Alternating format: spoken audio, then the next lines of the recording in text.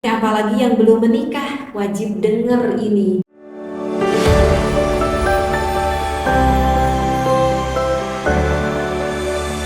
Bismillahirrahmanirrahim. Assalamualaikum warahmatullahi wabarakatuh. Para jamaah fikih nikah rahimakumullah, dimanapun Anda berada, kita selalu setiap saat, setiap waktu yang kita pinta kepada Allah penuh dengan doa, penuh dengan pengharapan. Ya Allah, di dalam segala situasi apapun ini hanya rahmat Allah yang kita pinta, dan mudah-mudahan rahmat Allah selalu kita berikan sampai ke akhir hayat kita. Amin ya Allah ya Rabbal Alamin. Para jamaah fikih nikah rahimakumullah, kali ini Teteh membawa referensi yaitu kitab Qurratul Uyun di sini. Bismillah, walhamdulillah, wassalatu wassalamu ala rasulillah. Fawaidu, di sini ada beberapa faidah yang bisa kita dapatkan tentu kalau kita menikah. Apa saja sih faidah-faidah yang bisa kita dapatkan di dalam suatu pernikahan tersebut? Al-ula, yang pertama, faidah yang bisa kita didapatkan di dalam suatu pernikahan, nikahi, bahwa sesungguhnya menikah. Fawaidu, banyak sekali faidah yang bisa kita dapatkan. Wa a'dhamuha, dan yang paling besar faidah yang bisa kita dapatkan itu adalah talabul waladi, yaitu ketika di dalam suatu pernikahan kita mendapati keturunan yang dititipkan oleh Allah, dan itu adalah suatu pencapaian yang cukup luar biasa, yang cukup kebanyakan bagi orang-orang yang sudah menikah. Yang diharapkan ketika sudah menikah adalah mendapatkan momongan, ya, dan itu faidah yang cukup besar sekali. Tetapi jangan dikira bahwa di dalam menikah pun wa'afatu, ada pancabahayanya juga, dan kita harus tahu apa sih pancabahaya di dalam menikah agar kita bisa menghindari ataupun kita tidak mendapatkan dari pancabahaya itu, ya. Tentu yang kita ingin dapatkan adalah faidahnya, kebaikannya, bukan sesuatu kemadaratan di dalam pernikahan kita. Nah, oke, wa'adhamuha. Buat kalian yang mempunyai permasalahan ketika melakukan ibadah dengan istri kalian, kami dari Al-Asrar mempunyai solusi yang membuat kalian menjadi suami yang idaman, agar istri kalian tentunya nempel terus. Nah, ini nih solusinya. Ada kopi dari Al-Asran, Lanang Jagat, dan juga Lanang Godek untuk suami, dan juga kopi Liberica untuk istrinya. Kopi dari Al-Asran ini 100% kopi murni, kopi alami, kopi herbal, tanpa ada efek samping sama sekali, karena tidak ada bahan kimia dan juga pengawetnya. Bagi yang penasaran bisa langsung dicek di kolom komentar di bawah ini ya. Kemudian apa nih yang paling besar di dalam ini pancabahya? Al-hajatu, yaitu kita membutuhkan ila iktisabil harami, ketika di dalam rumah tangga ada kasab yang haram, atau ada usaha yang haram, atau ada bisnis yang haram, atau ada rizki yang haram. Nah, itu adalah yang termasuk di dalam afat pancabahnya. Waqad jama'tu, dan seteman-teman mengumpulkan, kata ini ulama yang mengarang kitab, fawaidahu, bahwa faidah-faidah menikah ma'a ba'di afatihi, di dalam sebagian juga bahaya nikah, biqauli, dengan ucapan ini musannif. Oke, kita mulai. Apa saja sih faidah nikah yang bisa kita dapatkan? Yang pertama, ini apalagi yang belum menikah, wajib denger ini. Biar apa? Biar semakin bersemangat ingin segera mungkin untuk melakukan menikah, karena gak akan nyesel kalau kita nikah, ya. Yang ada kita akan nyesel, aduh nyesel banget, kenapa gak dari dulu aku nikah. Apa faidahnya? Fawaidun nikahi, faidah nikah. Yang pertama, ghaddul basari. Kalau kita nikah, tentu itu akan memejamkan penglihatan kita. Maksudnya apa nih teh? Memejamkan penglihatan kita. Toh mata kita masih tetap bisa melihat meskipun kita udah menikah. Ya, kita udah menikah tapi kita tetap bisa melihat. Maksudnya adalah kalau kita belum nikah, ya. Seorang gadis ketika melihat laki-laki dikarenakan belum punya pasangan hidup, ya kan? Kata sang gadis ini berkata, ih jangan-jangan ini ya calon suamiku. Begitu juga kan ketika seorang laki-laki melihat perempuan, ih jangan-jangan ini ya calon istriku. Seolah-olah matanya itu terus mencari. Perempuan terus melihat laki-laki, terus mencari laki-laki, ini istriku bukan ya? Dan begitu juga sebaliknya, ketika laki-laki melihat wanita karena belum punya pasangan hidupnya, jangan-jangan ini ya calon istriku. Tetapi kalau udah menikah, ada gak seperti itu? Ya kalau laki-laki yang baik, kalau istri yang baik, yang sudah bisa menjaga akan harga dirinya, tentu laki-laki dan istri tersebut tidak akan melihat laki-laki lain dan juga perempuan lain. Kenapa? Karena di rumah sudah ada yang menunggu, yang halal sepenuhnya bisa kita lihat. Bahkan ketika kita melihat pasangan kita, suami atau istri, justru itu penuh dengan ibadah. Ya, jadi ketika suami memandangi istri penuh dengan kasih sayang, dan begitu juga sebaliknya, masya Allah, tabarakallah, ibadah yang bisa kita dapatkan, ya kan? Gitu. Jadi ketika istri keluar dari rumah, ketika melihat ada laki-laki lain, itu dosa nggak teh? Enggak dosa. Masa iya? Ketika laki-laki melihat wanita lain, dosa nggak? Enggak dosa. Pandangan pertama itu nggak dosa, yang dosa itu adalah pandangan yang kedua. Kenapa pandangan yang kedua itu dosa? Itu pun jika pandangan yang kedua berdosa, jika ada rasa penasaran yang timbul keluar dari hati, nah baru itu dosa. Ya kan? Ya karena kita keluar dari rumah, kita punya mata, ya otomatis mata akan melihat, dan kita berjalan tentu membutuhkan mata. Ya kan? Maka kalau misalkan kita berpapasan nih dengan laki-laki lain, dengan wanita lain, ya abis kelihat dosa? Enggak dosa. Tapi ketika kita udah lihat laki-laki tersebut atau perempuan tersebut, masya Allah itu gantengnya gitu ya, itu cantiknya misalkan, maka penasaran di hati kita, kok pengen nengok lagi. Nah itu yang menjadikan dosa adalah ketika ada rasa penasaran hati kita ketika ingin melihat seperti itu. Tapi kalau kita misalkan berkumpul, bercengkrama, dan memang itu membutuhkan kan untuk melihat, tetapi nggak ada rasa apapun, itu ya lurus-lurus aja, yaitu tidaklah apa-apa. Seperti itu ya. Jadi kalau kita menikah nggak ada tuh tujuan hati buruk, aduh itu cantik sekali ya wanita, rasanya aku ingin memilikinya. Nah itu yang membuat bahaya adalah keinginan nafsu di dalam diri kita.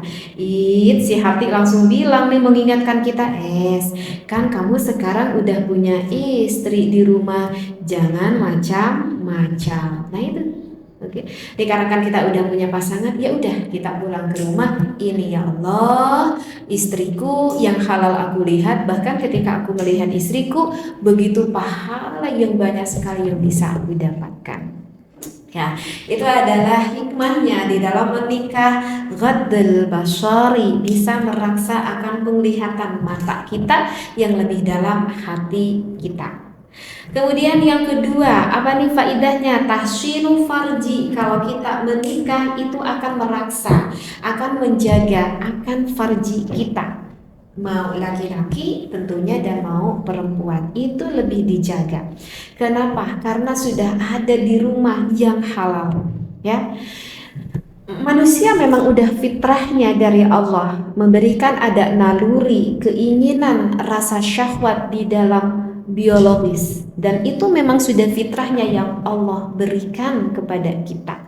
Itu kalau normal ya. Kalau nggak tahu ada nggak ya yang nggak normal, yang nggak menginginkan untuk rasa itu. Tapi kalau normalnya manusia memang udah fitrah dari Allah, sehingga ada keinginan, rasa syahwat dalam dirinya ingin dipuaskan di dalam biologisnya. Tetapi alhamdulillah dikarenakan kita menikah, maka disalurkannya rasa syahwat itu terhadap sesuatu yang halal dan bahkan berujung kepada suatu ibadah, dan akan mendapatkan pahala yang begitu besar ketika pasangan suami istri melakukan ibadah dalam tanda kutip ya dalam beberanjang lah istilahnya seperti itu. Tapi coba kalau kita tidak nikah, aduh, memang udah kodratnya oleh Allah diberi biologis, tapi kita bingung mau menyalurkannya kemana ya. Aduh, itu kan bahaya.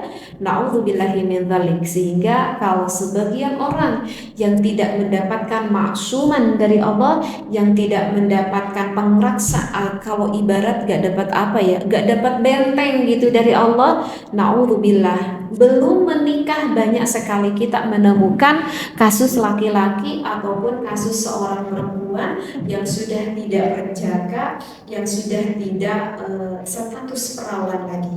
Na'udzubillah ya. Mudah-mudahan nih kita, anak turunan kita semuanya, kita dimaksum, kita diraksa akan kebersihan na'udzubillah di dalam farji kita. Tapi kalau misalkan kita sudah menikah, kita langsung pulang ke rumah, ini yang halal. Ya, kita juga ingat nih, pernah baca di dalam suatu kitab, ya, pernah baca dalam suatu kitab, ada seorang kiai lah ibarat gitu ya, ada seorang kiai keluar dari rumahnya bermaksud mau ngaji gitu ya, cuman ngajinya itu nggak di rumahnya, cuman ngajinya itu misalkan di beda kampung gitu ya.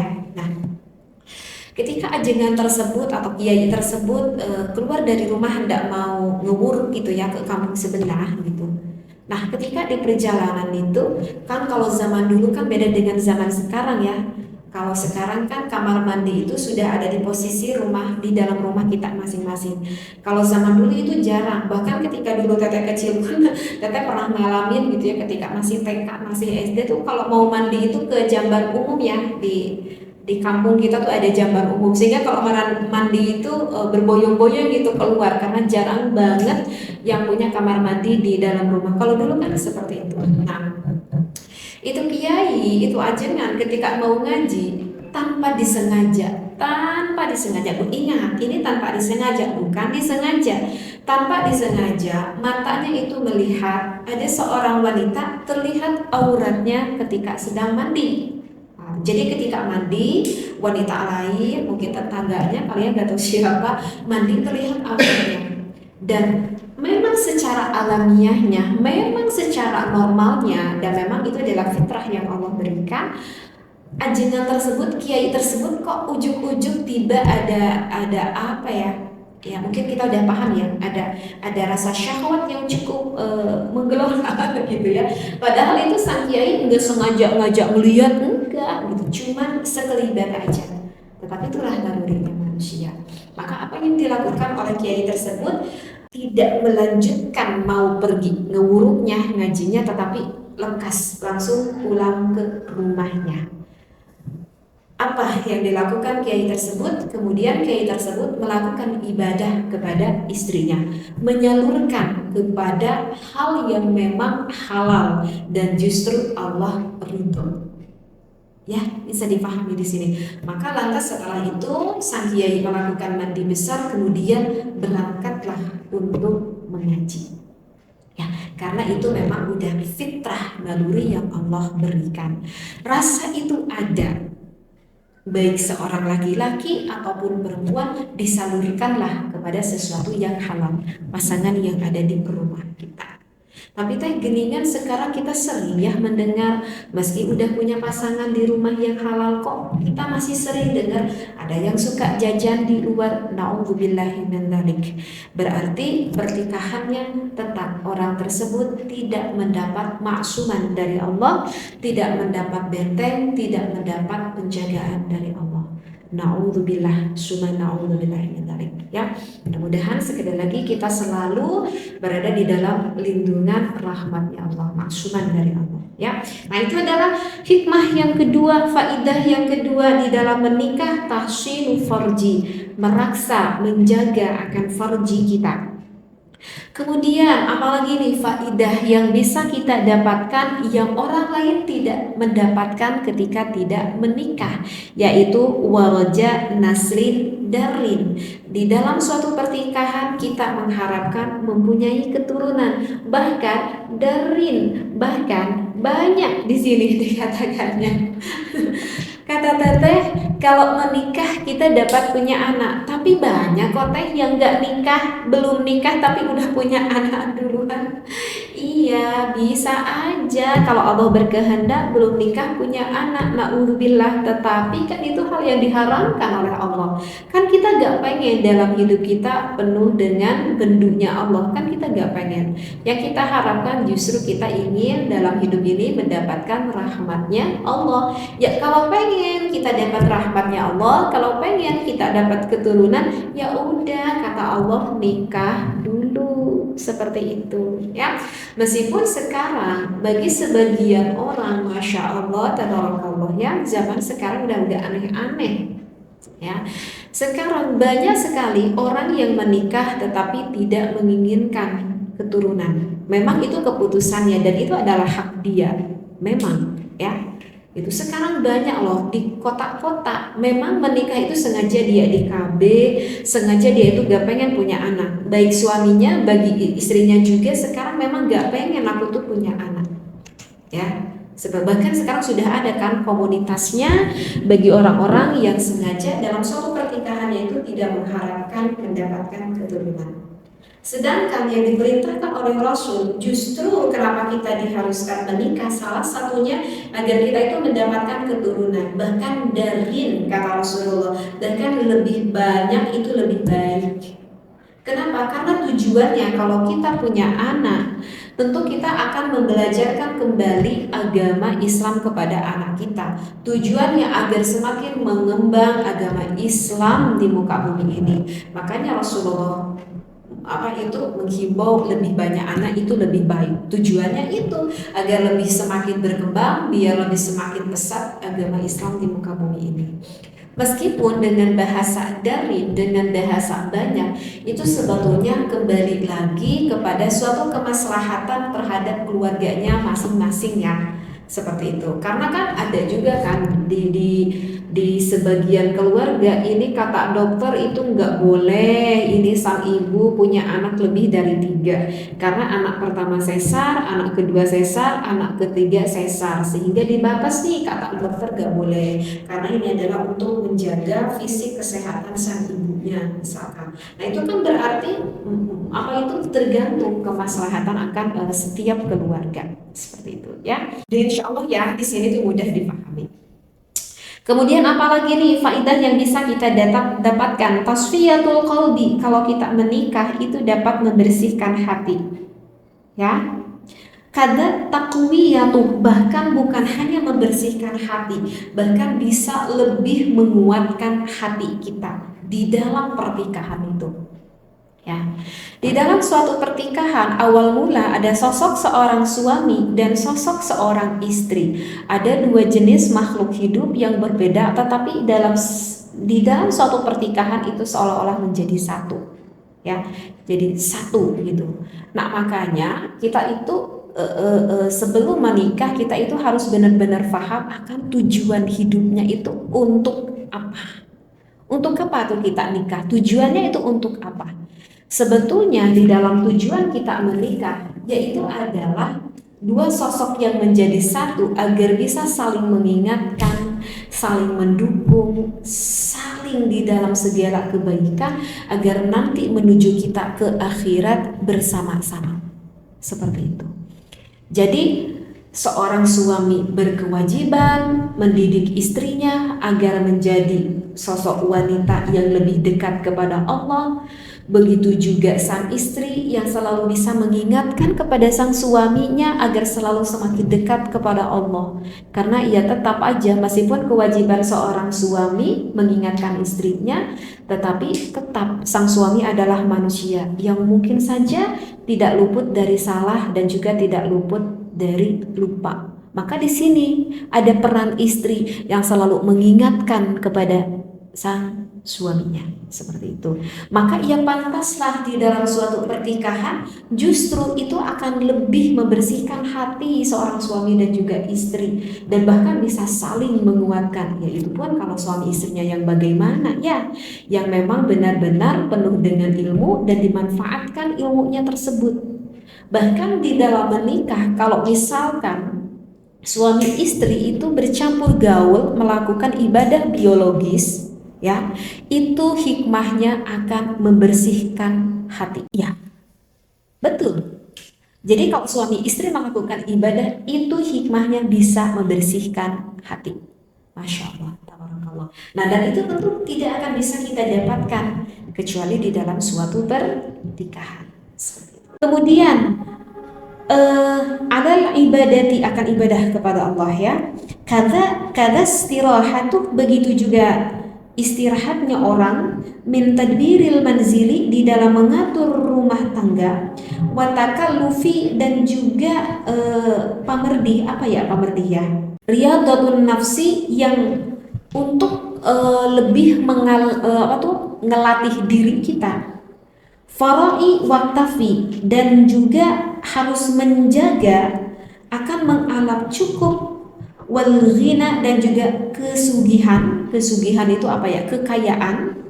Aidan lagi, watila'ul insani, dan melihatnya orang, alal ladzi yashuquhu ilal jinani, akan suatu perkara yang menjadikan kita itu rindu terhadap orang-orang yang akan masuk ke dalam surganya Allah.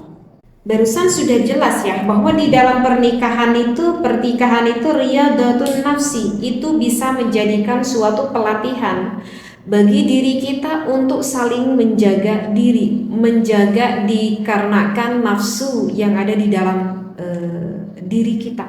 Kan mungkin kita sudah tahu bahwa menikah itu adalah ibadah, meskipun tidak semua orang lebih memahami lebih dalam akan konsep ibadah tersebut. Tidak sedikit bagi orang yang awamul mukminin yang tidak terlalu paham akan agama memandang bahwa menikah itu adalah apa ya, kayak seperti suatu seremonial.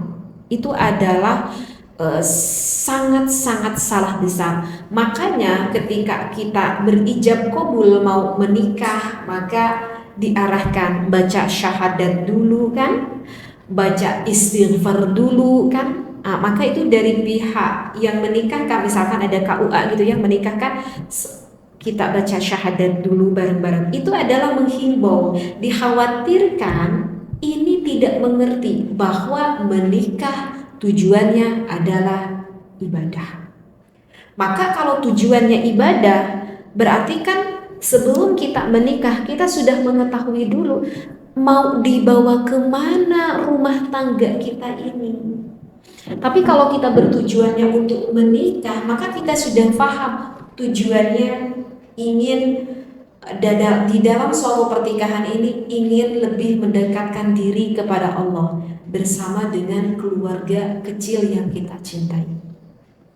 Kalau di dalam suatu pernikahan seorang laki-laki yang sudah bertujuan untuk ibadah, tentu itu laki-laki yang akan lebih mendidik kepada sang istrinya. Seperti itu. Kayak ada sedikit lagi ya, biar nanti tuntas.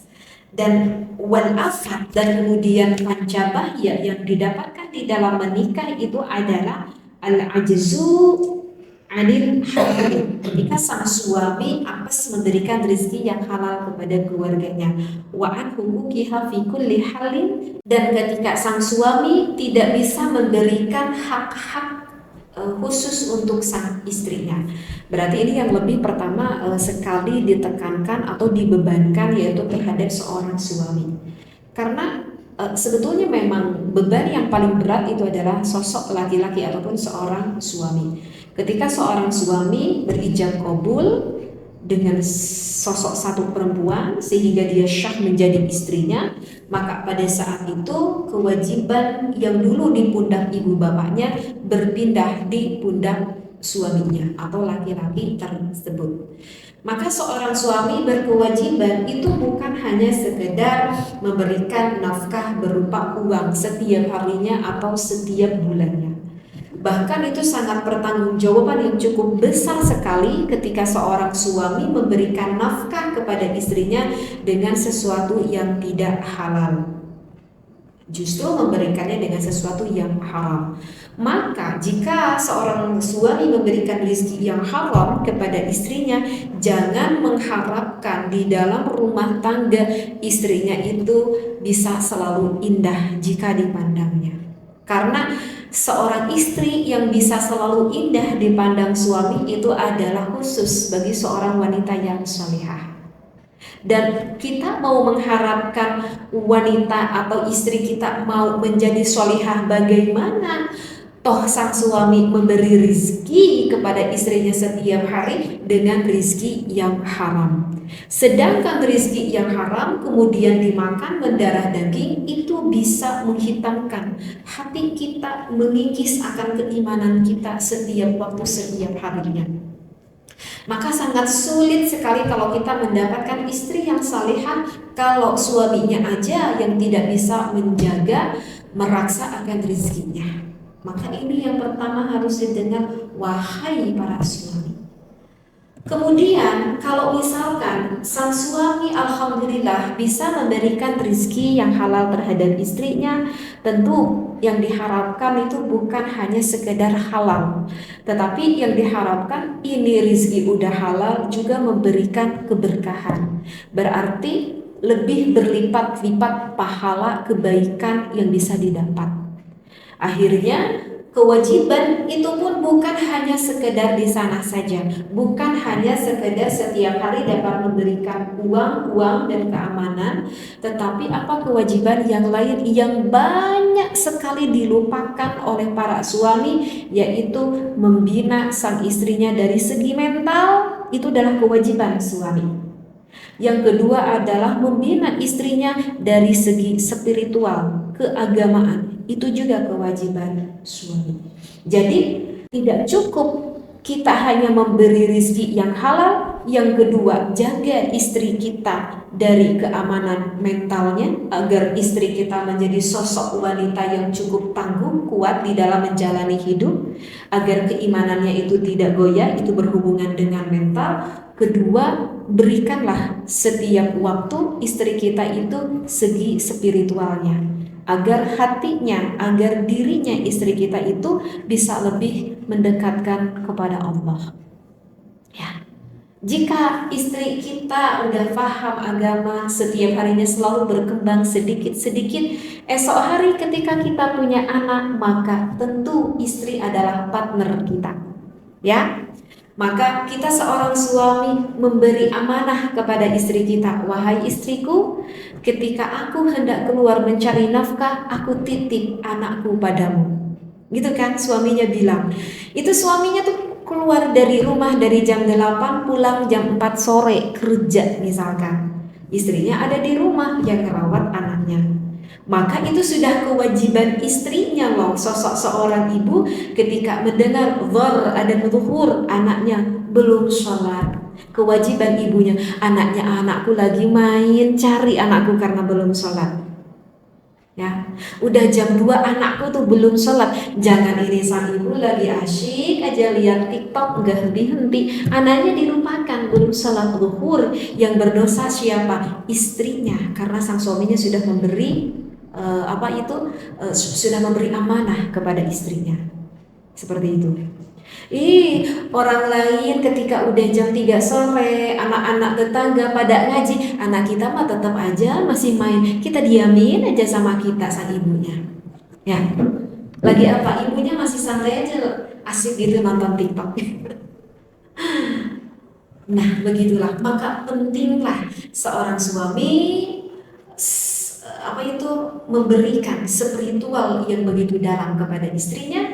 Kalau ingin kita di dalam keluarga mendapatkan anak yang sholihah, maka bagi suami siapa yang pertama dididik? Yaitu istrinya.